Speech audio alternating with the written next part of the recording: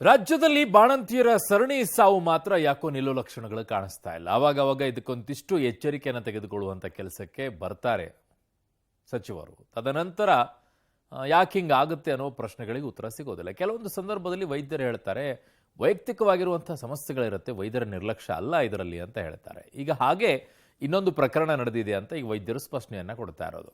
ಏನು ಈಗ ಬಾಣಂತಿಯರ ಸಾವಿನ ಸರಣಿಗೆ ಕೊನೆಯೇ ಇಲ್ವಾ ಅನ್ನುವಂಥ ಪ್ರಶ್ನೆ ಯಾಕೆ ಉದ್ಭವ ಆಗ್ತಾ ಇದೆ ಅಂತ ಅಂದರೆ, ಮಗು ಹೆತ್ತು ಪ್ರಾಣವನ್ನ ಬಿಟ್ಟಿರೋದು 24 ವರ್ಷದ ಬಾಣಂತಿ ಯಾಕೆ ಸಾವನ್ನಪ್ಪಿದ್ರು?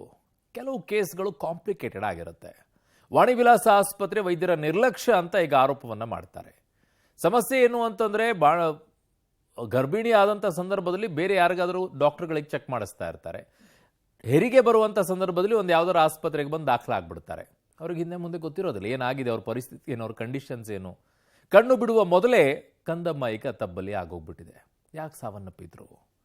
ಬಾಣಂತಿ ಸಾವಿಗೆ ವೈದ್ಯರು ಕಾರಣ ಅಲ್ಲ ಅಂತ ಸ್ಪಷ್ಟನೆಯನ್ನ ಈಗ ವೈದ್ಯರು ಕೊಡ್ತಾ ಇದ್ದಾರೆ.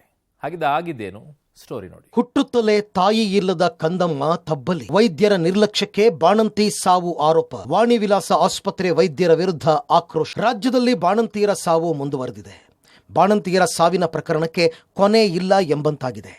ಇದೀಗ ರಾಜ್ಯ ರಾಜಧಾನಿ ಬೆಂಗಳೂರಿನಲ್ಲೇ ವೈದ್ಯರ ನಿರ್ಲಕ್ಷ್ಯದಿಂದ ಬಾಣಂತಿ ಮೃತಪಟ್ಟಿದ್ದಾಳೆ ಎನ್ನುವ ಆರೋಪ ಕೇಳಿಬಂದಿದೆ. ಬೆಂಗಳೂರಿನ ವಾಣಿವಿಲಾಸ ಆಸ್ಪತ್ರೆಯ ವೈದ್ಯರ ವಿರುದ್ಧ ಇಂಥ ಆರೋಪ ಕೇಳಿಬಂದಿದೆ.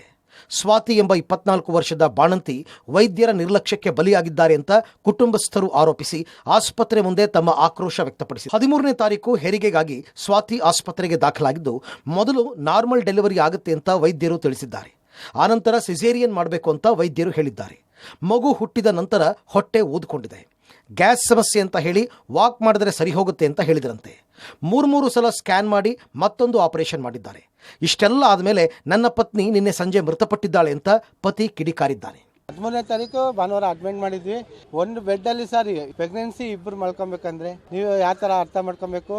ಡೆತ್ ಆಗಿರೋದು ಒಂದು 3:30 4 ಗಂಟೆ ಡೆತ್ ಆಗಿದೆ ಸರ್. ಅವರು ಒಂದೊಂದು ಅವರಿಗೂ ಒಂದೊಂದು ತರ ಹೇಳಿದ್ದಾರೆ. ಬಾಣಂತಿ ಸಾವಿಗೆ ವೈದ್ಯರು ಕಾರಣ ಅಲ್ಲ ಅಂತ ವಾಣಿವಿಲಾಸ ಆಸ್ಪತ್ರೆಯವರು ಹೇಳ್ತಾ ಇದ್ದಾರೆ. ಒಂದೊಂದು ಗರ್ಭಿಣಿಗೆ 2 ಸತಿ ಆಪರೇಷನ್ ಮಾಡ್ತಾ ಇದ್ದಾರೆ ಇವರು. ಆಮೇಲೆ ಸ್ಟೂಡೆಂಟ್ಗಳಿಗೆ ಟ್ರಯಲಿಗಾಗಿ ಎಲ್ಲ ಹೆಣ್ಮಕ್ಳ ಜೊತೆ ಆಟ ಆಡ್ತಿದ್ದಾರೆ. ಅವ್ರ ಸ್ಟೂಡೆಂಟ್ಗಳಿಗೆ ಎಲ್ಲರೂ ಕಟ್ಬಿಟ್ಟು ಏನಾರ ಮೇಜರ್ ದೊಡ್ಡದಾಗಿ ಏನಾರು ಆಯಿತು ಅಂದರೆ 4 ಜನ ಸೀನಿಯರ್ಗಳು ಬರ್ತಾರೆ, ಚೆಕ್ ಮಾಡ್ತಾರೆ. ಆವಾಗ ಅವ್ರ ಕಡೆ ಏನೂ ಆಗಿಲ್ಲ ಅಂದರೆ, ಇಲ್ಲ ಸರ್ ಡೆತ್ತಾಗ್ಬಿಡಿ ನಾವೇನು ಮಾಡೋಕ್ಕಲ್ಲ ಅಂತ ಹೇಳ್ತಿದ್ದಾರೆ. ದಯವಿಟ್ಟು ಯಾರು ಕರ್ಕೊಂಬರಕ್ಕೆ ಹೋಗ್ಬೇಡ್ರಿ.